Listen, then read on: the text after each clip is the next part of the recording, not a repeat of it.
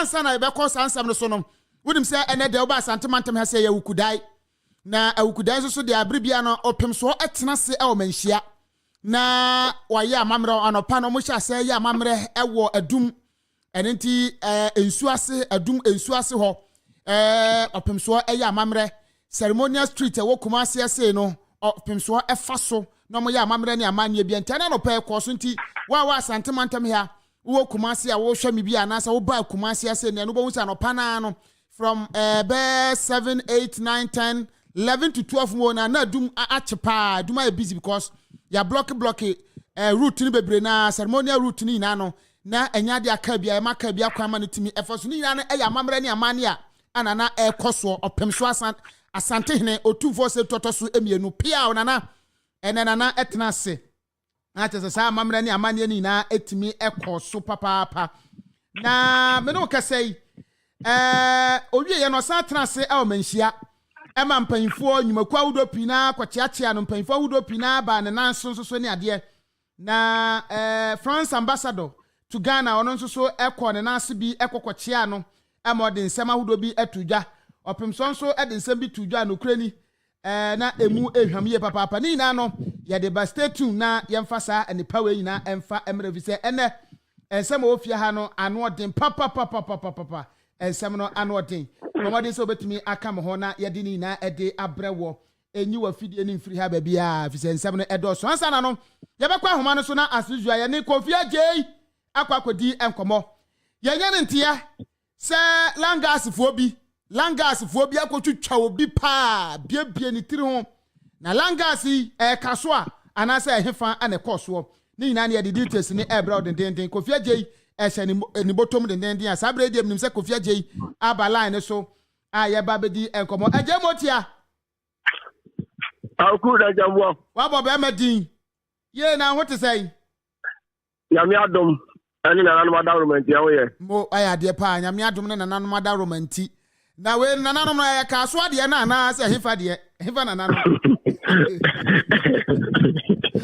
ka so na nanu na bi ku ba bia be fa na bi hwe oye ka so na nanu ya kwa ya ba kuta style ya bi ka so na nanu mana pepe te omwane no motia nti omwazu se ka so na nanu no moni eden buga bra moni ebo a omo na bachicha na abakonko a ya bachicha na abatu atu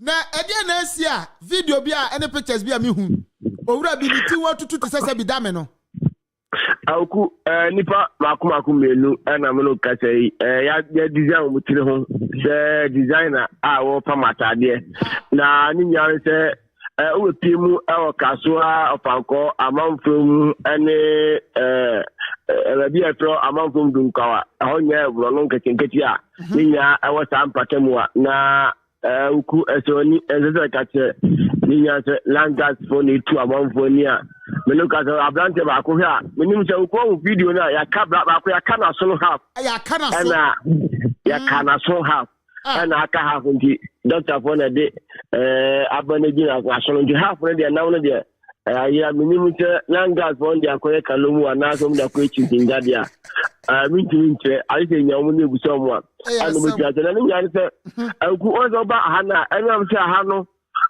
ya bia amavo edodo na efida na house closer to Accra be Accra okay okay ha se ya kaso na mpatem wa se ya o kwa Accra so traffic na be to acha the next 20-25 minutes now o Accra and the amavo dodo na amuvu abasa mpatem on je na se development concession so you know overpopulated sano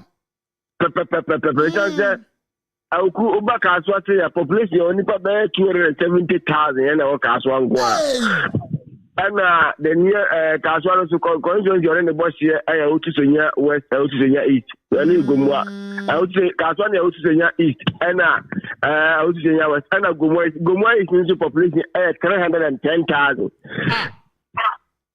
ana Otusonya west into 180,000 do sa kasa conjoin nyenze nyane ya conjoin abum che unimu a obi nje ọcha kaswa ana obi zo nje ọcha aha enye kaswa nti sa conscience nyense nyina agbo to de gasa atukra be kan wa sa conscience makomako na no omo yakọ 1 million Wow.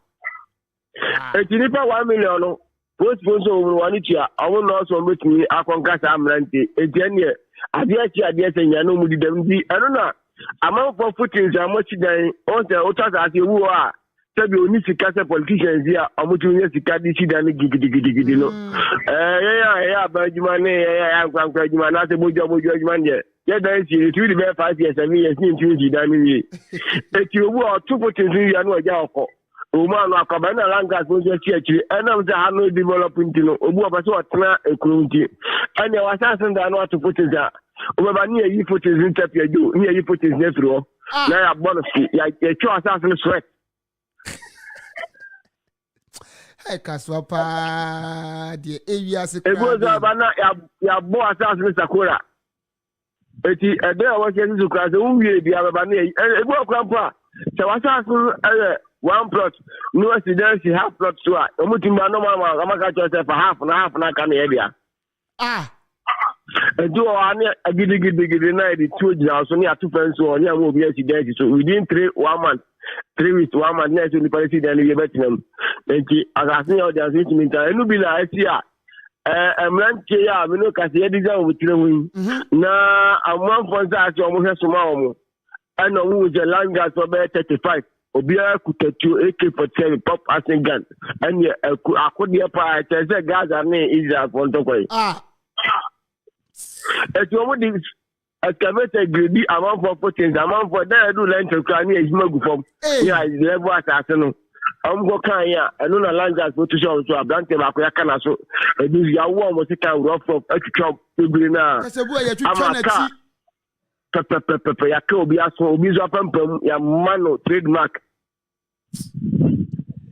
ama tete enipa mienu de o hese de edu ya o ti awre ho ama papa ba ko so le ka the one with aka na for design design road you know so aka no so ya send ni ya jejure tai aba paragraph ni na me look at the language for na april promo say ka na bi eko ya nchi obi a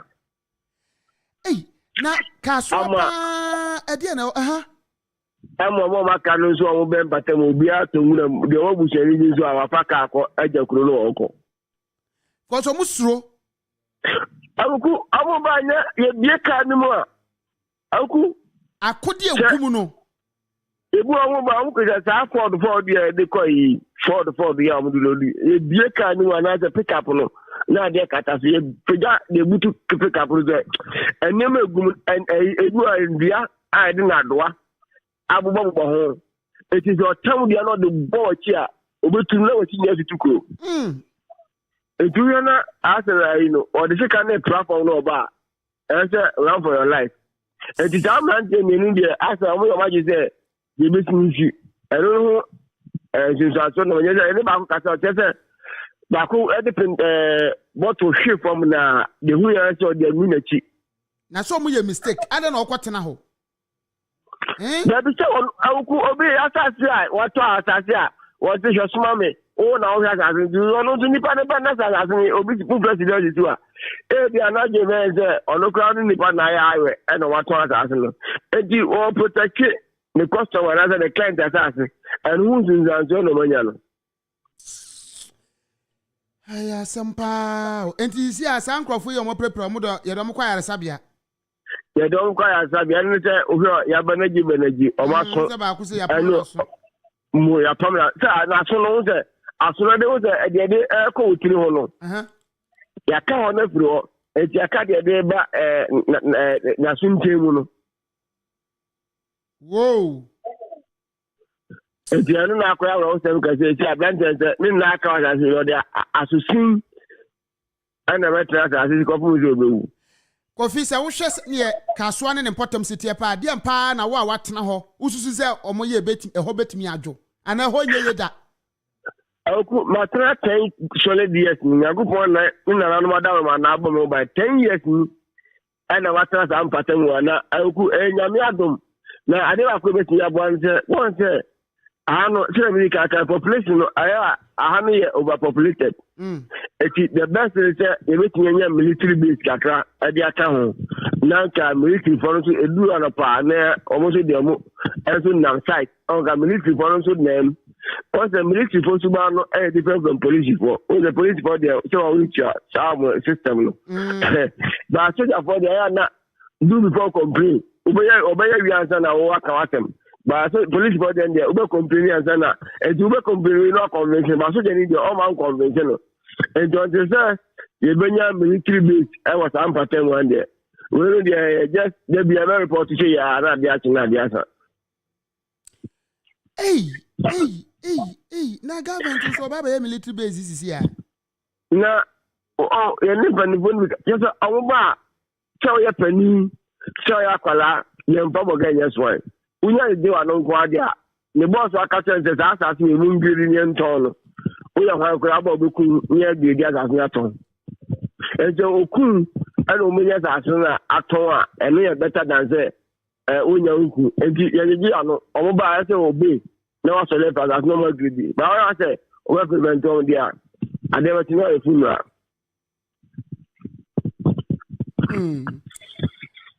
Somehow. And the dear cost from Batem one, I'm not doing an India. Bako, now so, ya white half at the core. Because we are doing it to come, the Amano. Aqua was a catch, but you see, I can't say, I need to bet no more Diana. What you know, it's Oku. Someone IGP in charge of operations. No, obey soup. I'm a langas in Jane. And yet 2 weeks operation. But obey IGP or my soup in Jama as a boys. No, or my upper hand. I'm going down for class. Masuma Juomo. Because first I know IGP in not a man because I say I first I know your operations in charge of operations. But obey IGP, you know, as a Lucy God. Our boys need to be 7 on pattern water. Kofi, Madam was it. I was a for Kofi J. Anna Yanene Chuche and Commoner Ira Hopa as a fem papa. Na Anna France Ambassador Eba Manhyia. Na Papa no Eddie kind a can sembi. Odi kan sembi mi pese wutie sa asem no ansa oba Manhyia no o kan sembi mi pa cho bomodin na join mo Facebook and afenso YouTube live na fa comment ne to na yen ready na wonim de antiema me babo sa sound no se ne no osi edi France for omaduane ho adanse pa no omo wine ne ade wo pemso anim no edi to pemso sha se so kasa se wo de ti kakra be ba.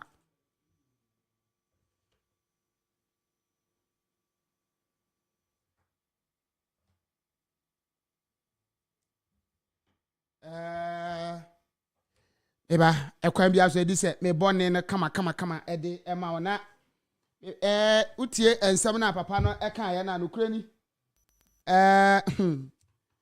o kire se waba na brand was initiated. Me ba tie ntie ensem opem so ade tu jane kakra. I thank you for this courtesy call. And beyond the champagne, beyond the Dom Perignon, I would want to talk about the collaboration between France and Ghana. But I thank the French government very much for the road that you constructed for us, all the way down to Kontenassi, the lakeside. It was initiated during President Kufuor's time, and then we continued with the other kilometers through when President Mahama was here. But I still believe that we still have to do so much with the French company. Industry, for example, with your experience, our economy has been going through some turmoil because of imports. We need to industrialize and add value to our agricultural products. So we stand to learn from you in relation to how we can industrialize our country. By doing that, we need agriculture. And producing food, we want to add value to it by setting up our industries. And I believe you would be in a position to collaborate with us on that front. So what I seek from you is, whilst during your term here, how can we transform our agriculture and increase our products, and then use industry also to add value to that, so that we can consume and export. So on your visit today, I want to firm up with you what we can do on that. In the northern sector, for example, agriculture is there in Ashanti, various places that we can do. So we seek that, because other than that, we'll still be coming to the UU for money. But we need to be self-sufficient. We need to be able to produce ourselves and then build the economy and everything. We cannot rely on imports. So agriculture is the mainstay of this country, the economy. No matter what oil you talk about and mining you talk about, agriculture is the mainstay. So we will need technical support. We need the funding and. Okay, me pacha we preamble kekenam dia ma ona na ene opemso ukọ Manhyia na se woni so ka kire ene Awukudae ene ti no opemso etena se na opemso etena se no ensempina ene koso mpanfo ahudo pina be chiachia ye enyumaku ahudo pina e wa santemantam ya dodo na e be chiachia ye wo mo nso mo epeso mbeye business e okumase asei wo mo nso e be chia e de wo nsam betu dwasa bia o opemso anamon se ne epese yetuo se o share Facebook sisi anase YouTube abon se ebi mu ekura akofena wo mo kura akofena na eyo mo a ukọ Manhyia wo mo ehwoahwo opemso kan nsem ahudo pina opemso be kasa bon so na mo hwoahwo no na mo kan nsem ahudo pina efa no ho wo mo ane kura sa akofena no na oma agene tata abone mrane ansana opemso ahyase se wo kasa na me no kasa yi emra opemso ehyase se wode ensem ahudo eba betu edwa no sabra no na adehye ne wo mo a eba be chiachia ne nyina to santena ba be chiachia no omo wieye no ana omo eto omo nsafre France ambassador no wabaga na hase ya wode ne ho eba be kire Otumfuo wono eba ye no odi kan kasa ya no wo kire se nukrani oba nani age pa fiso no nso ye bibini omo se ya wono abibimami hase ana yetete no okọ France as yetete no wo ha yesan de na babie mu a enei wabaga na de di kan ne wabaga na ni baje pa se obetimi ababesua ade wa ha na wone empanfo nso aka bomu na ennepa ye nyina betimi anya firi ye ho no yensa atimi aka France ambassador no echekere ne nsemu e wo Manhyia oso do obai so oba besom na wone Otumfuo e de Awukudae no. His Royal Majesty, Your Highness, I'm very, very honored to be here today at the Palace of His Royal Majesty to pay a courtesy call to Your Highness as the new ambassador of France to Ghana. I'm new in the country and it is my duty to come to pay respectfully a courtesy call to Your Highness. In a few words, as you can see, I'm African like you, and I'm proudly African. I was born in Benin. I grew up in France. I studied in France, and now I'm back home here in Ghana. Just to add that it's not only because it's a duty to come here to pay a courtesy call. I know that today it is also the celebration of your festival, Awukudae Festival. So that is another reason to be very glad and proud to be with you today. And to end, because you may know, and we in France, in Europe, also in West Africa and beyond, we know the role His Majesty under the scene is still playing in many, many, many, many matters and issues.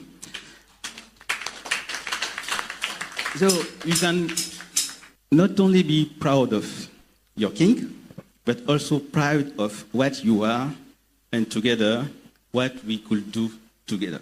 Thank you.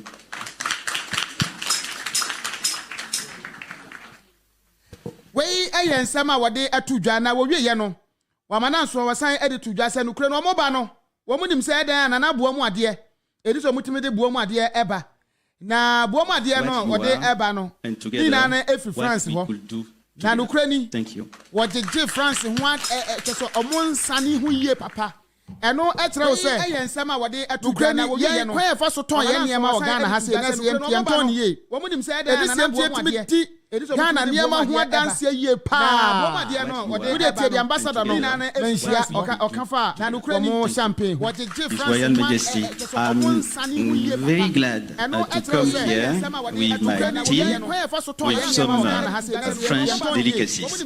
You know, in France, we are, to be humble, between the best to produce good wine, and we are the only one in the world to produce champagne. I'm very glad to come here with my team with some.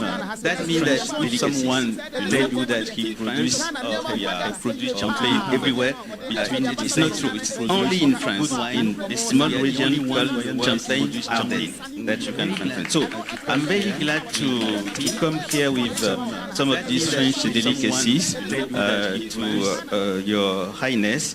Champagne, of course, good red wine, good white wine, good rosé too. Thank you. Enti wei aye nsama wode atudwa na wo wieye na asante hiro Otumfuo se Tutu enkasa mo de ne nsam tudwa no se ampa beyond the champagne any red wine na mo de abani nyina no ye woniema bi edisi etimi building together ye woniema bi edisi etimi eye na ye nyina no empuntu a yetimi ehwe no yensa etimi eka asante hiro Otumfuo se Tutu so emienu ensama oka ye ni. I thank you for this courtesy call. And beyond the champagne, beyond the Dom Perignon, I would want to talk about the collaboration between France and Ghana. But I thank the French government very much for the road that you constructed for us, all the way down to Contenance, the lakeside. That was initiated during President Kufuor's time.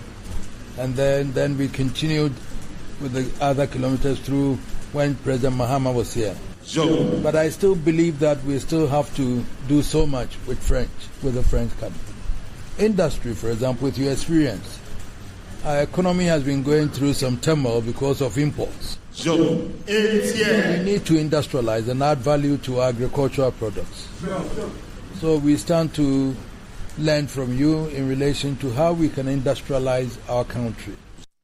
Eti mame mane kakra se wuti opem so enka se ma wada France abana se omampenda da Akufo abreso wo mo ehase initiative kwan kwan amoye atonsu de kokontrase ekwan no nei omampani dada Mahama so ba ono so ebeto aso enti wada se pa ana se no achi no se wo hwe oman ya no krani ye economy no enema nse da mpagya sa mayen seba no agriculture na no krani ade eye bia na kama esi ntimi enda adani enenti yebetimi aye bibia boma yenso ye de ne betimi ada adani ansana yetimi ede akwa amanane eno ho ensem no pimso eka yentie ne ntoaso going through some turmoil because of imports. We need to industrialize and add value to agricultural products. So we stand to learn from you in relation to how we can industrialize our country. By doing that, we need agriculture. And producing food, we want to add value to it by setting up our industries. And I believe that would be in a position to collaborate with us on that front. So what I seek from you is, whilst during your term here, how can we transform our agriculture and increase our products and then use industry also to add value to that? Enti se wuti open so anka se ma wase o man se o man ne betimi agya ne na so pa edi se te se de Ghana man pani oteso yi wode tu dwa one district one factory no edi se industrialization etimi ekoso pa enti sabre yi a che se France ambassador yayi na foforo no ewo Ghana ha sei no ade ba ko hwe ani mu pa ene se agriculture no eba ni kuayo a yebetimi akonkan ne mom yase akonkan keke yebetimi aswada dani enti wo hwe anim se emwa ben ana omo so betimi ani akan bomu ne etimi ada dani ansana yede bekwa amanfoforo so etimi ede akwa amanfoforo so akwa akoton eno na nei opem so se wono ohwe afri France ambassador no ho so that we can consume and export. So on your visit today, I want to firm up with you what we can do on that. In the northern sector, for example, agriculture is there in Ashanti, various places that we can do. So we seek that, because other than that, will still be coming to the UU for money. Enti opimso se wokọ ba bi te se atufido mantam ne asante mantam ha kuayo ho yemfa ni agro kra kuayo koso ho pa nanso kame se subsistence agriculture na de asoso ne asode do ne edi na no a nti se nka mo de wo mo ye nyina ye ka boma boa ye betimi apagya kuayo no na afei industries dodo na betimi aba ne adadan ni ayenya sa ne ye bekoso a bo se ne abibiman titru Ghana enche kra na de yasese enchacha ni bibia na ekọ yi ho European Union lala sulala de ekọ akọpẹ bosia ekọ akọpẹ sika enti se ye betimi aye bibi e wokuayo makuayo na timi agina na industries ahodo na yi ni ti na kua no ban na baba yatimi asan dadan nani a eno baboa me enya sika yenya sika nso a emma ye na nya ntientia e wo European Union se ye kwa akọpẹ bosia e wo ho ana afen so no balance of payment deficit ye se ye export ye import more no sa de na betwam na mom rather na ye be export more na import less eno betimi aboa. But we need to be self-sufficient. We need to be able to produce ourselves and then build our economy and everything. We cannot rely on imports. So agriculture is the mainstay of this country, the economy. No matter what oil you talk about and mining you talk about, agriculture is the mainstay. So we will need technical support. We need the funding and technical support for us to be able to increase agricultural products to help develop the economy. Enti opimso nka samu asan de atudwa se ohwe agrika ekuaye na Ghana ye chiribremo pa emfa ho se wo oil ebeka se oil wo ho ana gold wo ho nanso agriculture ne de kuaye ne de eno ana kura yemu papa enti ebehia omo technical support na afenso financially ye besan ehia omo mo a. And even though you were born in Benin, now you are France. But now, sitting here, you are my son here, standing here. So through you, I need to commit you to get everything that we can get from France to come to Ghana. So we have to do that. So that we can do that. So my son there is more French now than Ghanaian, representing Total, all the French companies. But he has to transform that into benefiting us now.